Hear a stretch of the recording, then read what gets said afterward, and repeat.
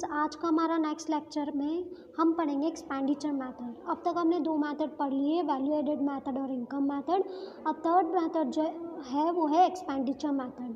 इसमें क्या होता है, तो फैक्टर इनकम जो अर्न कर रहे हैं हम फैक्टर ऑफ प्रोडक्शन से, उसको जब हम स्पेंड करते हैं, उससे अगर हम एक्सपेंडिचर करते हैं कुछ गुड्स और सर्विसेज को परचेज करने में, ठीक है, कौन एक्सपेंडिचर कर रहा है, फर्म एक्सपेंडिचर कर रहा है, तो वो एक्सपेंडिचर मेथड होती है। इस एक्सपेंडिचर मेथड से हमें जीडीपी एमपी मिलता है।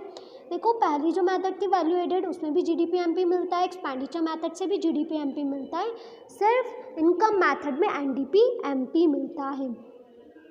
ठीक है, सॉरी एनडीपी एमपी नहीं, एनडीपी एफसी मिलता है, राइट।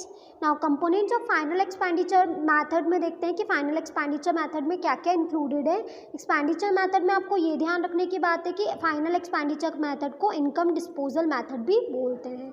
अब कंपोनेंट्स ऑफ फाइनल एक्सपेंडिचर में हम देखें तो कंपोनेंट्स ऑफ फाइनल एक्सपेंडिचर कौन कौन से होते हैं, तो private final consumption expenditure, government final consumption expenditure. फिर ग्रॉस डोमेस्टिक कैपिटल फॉर्मेशन में दो पार्ट होते हैं, ग्रॉस फिक्स कैपिटल फॉर्मेशन और इन्वेंट्री इन्वेस्टमेंट, और नेक्स्ट होता है नेट एक्सपोर्ट। नेट एक्सपोर्ट आता है एक्सपोर्ट माइनस इंपोर्ट। तो इस तरीके से कंपोनेंट्स ऑफ फाइनल एक्सपेंडिचर हमें मिलेंगे। कंपोनेंट्स ऑफ एक्सपेंडिचर मेथड के जो कंपोनेंट्स है वो मिलेंगे हमें, राइट। अब हम देखते हैं पहले प्राइवेट फाइनल कंजप्शन एक्सपेंडिचर। तो ये एक ऐसा एक्सपेंडिचर है जो इनकर हुआ है हाउस होल्ड और प्राइवेट नॉन प्रॉफिट इंस्टीट्यूशन जो इनकर कर रहे हैं, ठीक है, क्यों, for purchasing all the consumer goods, मतलब कि कंज्यूमर गुड्स को परचेज करने के लिए जो हाउस होल्ड एक्सपेंडिचर लग रहा है, कंजप्शन एक्सपेंडिचर लग रहा है, ठीक है, उसे हम बोलते हैं प्राइवेट फाइनल कंजप्शन एक्सपेंडिचर, जिसमें durable, semi durable, non durable और सर्विसेज सारी इंक्लूडेड है, ठीक है। तो वो एक्सपेंडिचर हम कंजप्शन में लगा रहे हैं हमारे गुड्स और सर्विसेज में, उन्हें बोला जाता है private final consumption expenditure. Next बोला हमने गवर्नमेंट फाइनल कंजप्शन एक्सपेंडिचर। तो ऐसा एक्सपेंडिचर जो गवर्नमेंट कर रही है, ठीक है, अपनी बहुत सारी सर्विसेज को प्रोवाइड करने के लिए, जैसे डिफेंस, लॉ, ऑर्डर, एजुकेशन, तो वो सब कुछ क्या हो गया, गवर्नमेंट फाइनल कंजप्शन एक्सपेंडिचर। अब हम देखते हैं ग्रॉस डोमेस्टिक कैपिटल फॉर्मेशन, या फिर जिसको बोलते हैं ग्रॉस इन्वेस्टमेंट। तो ये एक एडिशन है कैपिटल स्टॉक ऑफ इकोनॉमी का, क्या है, एडिशन है, ठीक है। मतलब क्या, इससे हमारा जो कैपिटल स्टॉक है वो बढ़ेगा। इसमें दो है, ग्रॉस फिक्स कैपिटल फॉर्मेशन है और एक इन्वेंट्री इन्वेस्टमेंट है, that is change in stock. अब ग्रॉस कैपिटल फॉर्म में फिक्स कैपिटल फॉर्मेशन मतलब क्या, ऐसा एक्सपेंडिचर जो हम इनकर कर रहे हैं फिक्स एसेट को परचेज करने में, राइट। अब फिक्स एसेट्स जो है वो भी तीन टाइप की दे रखी है। नाउ इन्वेंट्री इन्वेस्टमेंट हम देखें तो inventory investment is basically change in stock. Inventory investment को बोला जाता है change in stock, that is closing stock minus opening stock, right. तो हम यहाँ देखो ग्रॉस डोमेस्टिक कैपिटल फॉर्मेशन जो है वो दो में बढ़ गया, fix capital formation, inventory investment. Fix capital formation में अगेन तीन है, gross business fixed investment, gross residential construction investment and gross public investment. और इन्वेंट्री इन्वेस्टमेंट में आ गया closing stock minus opening stock. अब नेक्स्ट हम देखते हैं, नेक्स्ट इज नेट एक्सपोर्ट। ये भी वन ऑफ द कंपोनेंट है काय का, जब हम एक्सपेंडिचर मेथड से कैलकुलेट करते हैं। नेट एक्सपोर्ट मतलब क्या, it is the difference between export and import during a period of 1 year.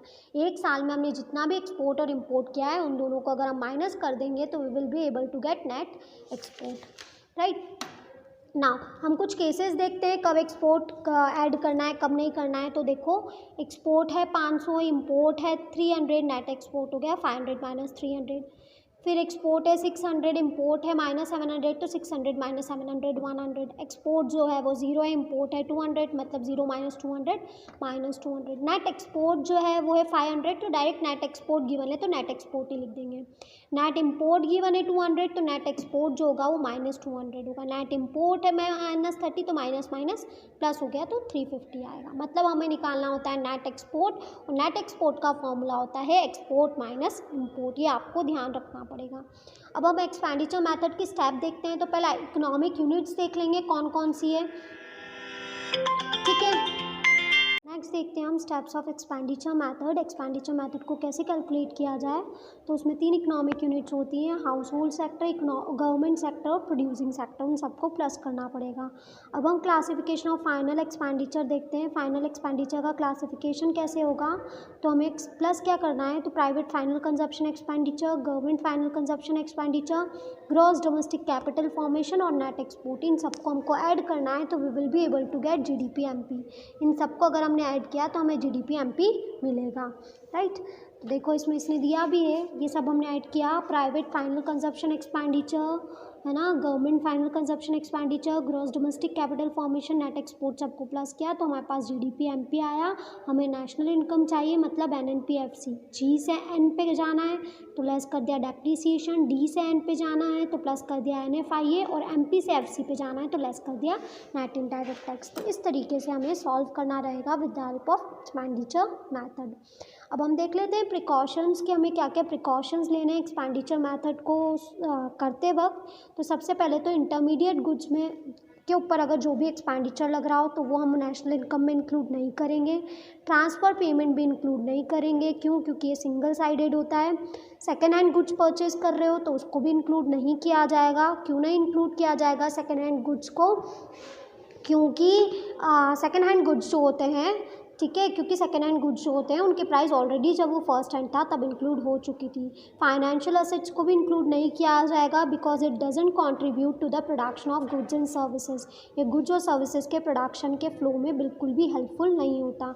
Expenditure on accounts of production, own account में अगर आप प्रोडक्शन कर रहे हो, मतलब प्रोडक्शन फॉर सेल्फ कंजप्शन कर रहे हो, या आपकी मतलब खुद जिस घर में रह रहे हो उसकी अगर उसमें अगर एक्सपेंडिचर हुआ है तो that will be included in national income, right. तो इंटरमीडिएट कॉस्ट इंक्लूड नहीं होगा, ट्रांसफ़र पेमेंट इंक्लूड नहीं होगा, सेकेंड हैंड गुड्स की जो कॉस्ट है वो इंक्लूड नहीं होगी, फाइनेंशियल असेट जो हमने परचेज की है वो इंक्लूड नहीं होगा, but expenditure on account production जो है वो इंक्लूड होगा, राइट। Okay, bye.